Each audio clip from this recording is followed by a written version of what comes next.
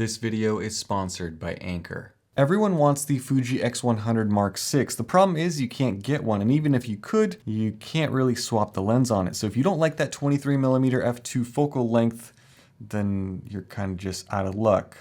I guess you could spend more money on getting adapters and converters to make it more telephoto or more wide, but that just adds more money to the pile, which got me to thinking, what is the closest thing that I could do to build a Sony version of the X100 series of cameras?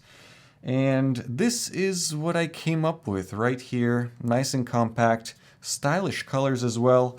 And in this video, I'm going to walk you guys through it. I'm going back to my roots here, way back to the beginnings of this channel. The camera is the one and only Sony a6000, but not just any a6000. This is the graphite color, which is one of 4 color options, the others being black, white, and silver. This graphite, however, is a slightly lighter, less grainy version of the graphite on the Sony FX30. And while I have them here together, you can see just how compact this little camera setup is compared to a pretty compact FX30 and Sigma lens. And you could use nearly any other APS-C camera body here, but the a6000 is, apart from some of the older Nex camera models, one of the smallest camera bodies Sony's ever made. And also, I was really trying to work on aesthetics. This color is only available on the a6000, and since this is going to be primarily a photos-only setup, the older color science of this camera versus the newer models was a trade-off that I was willing to make. You'll notice that I didn't use a Sigma lens when putting this camera together. I needed the smallest lens available for the Sony E-mount, and while there may be smaller manual focus lenses out there, I wanted autofocus. So I picked up a Sony 20mm f2.8, which is an 11-year-old lens, but still one of the smallest autofocusing pancake lenses of all time. This measures just over 1 centimeter in overall length, which makes it slightly bigger than the lens cap that these cameras came with. It's like a few of these lens caps together. This lens isn't the fastest lens out there, it certainly isn't the sharpest, but my idea with this setup was to create the ultimate pocketable little Sony camera that I could take anywhere and snap good street photos with. Something that is incognito, that doesn't strain your wrist or your neck when being carried around. Something that genuinely fits in a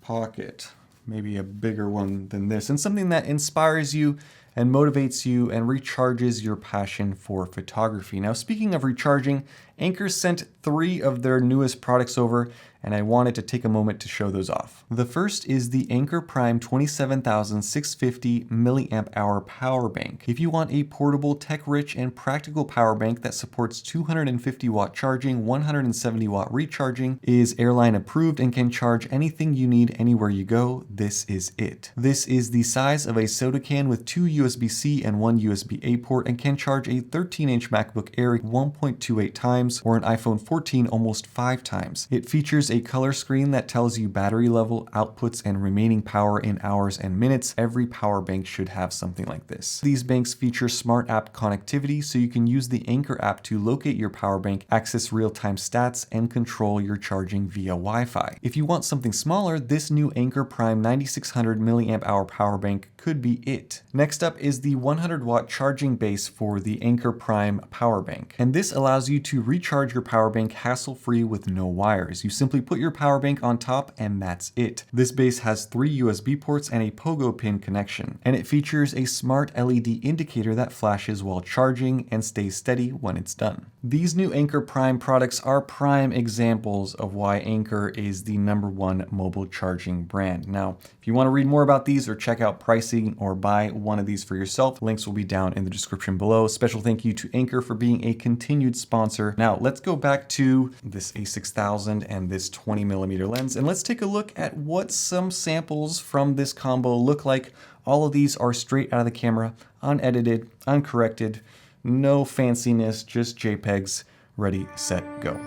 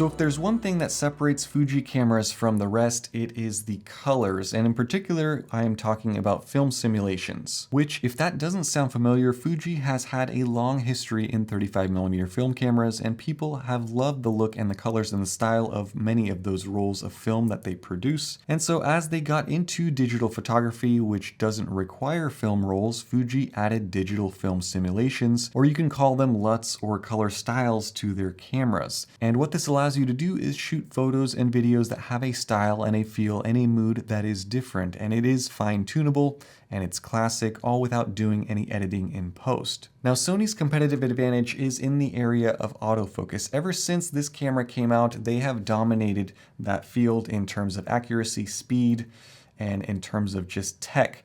Now, over the last 10 years, I'd say that a lot of camera companies have certainly caught up to the performance of the A6000, but now it's kind of a cat and mouse game because Sony's coming out with AI tracking and predictive body movements and all that fun stuff. And so the moral of the story is, with the A6000, you get excellent autofocus performance. I would say definitely better than the Fuji cameras of the same era, around the same time frame, and arguably better than what you get with even modern, new Fuji camera bodies. But when it comes to colors, Sony was never number one. That was always Canon or Fuji. And while there are a few picture effects options in the A6000's menu, and I have used the retro photo one for a few examples, the problem was and is with these picture styles is that they are a little bit too drastic. They don't look or feel too natural, at least to me, and they are not fine-tunable. Some new Sony camera bodies have fixed this with what they call creative styles, which gives you a little bit more control over the colors, but this isn't an option for older cameras. And so if you are trying to get a look straight out of the camera, it's a bit tougher. You either have to use a lens with character, use some filters, or skip it all together and just edit in post. For me, the A6000 always had a sort of cold bluish tint to the colors, which isn't great for skin tones, and the newer camera bodies have definitely fixed that for the most part, but I wish there was an easy way to fix that in camera with the old A6000 without having to choose a very drastic retro picture effect. So with this combo, you won't get that film look that everyone is chasing, but if you are okay with how this renders photos, then this is certainly a very good option for those on a tighter budget who want something compact that's a great streetable, pocketable-ish camera.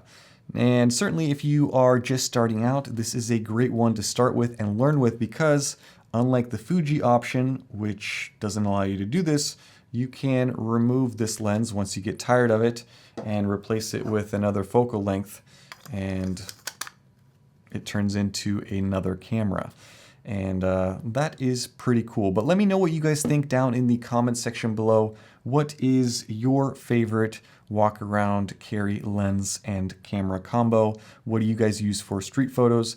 And is there ever going to be a Sony that can match the out-of-the-box JPEGs that come from modern Fuji cameras? Let me know down in the comments. Thank you guys so much for watching. Stay tuned for more. Have a nice day. Bye-bye.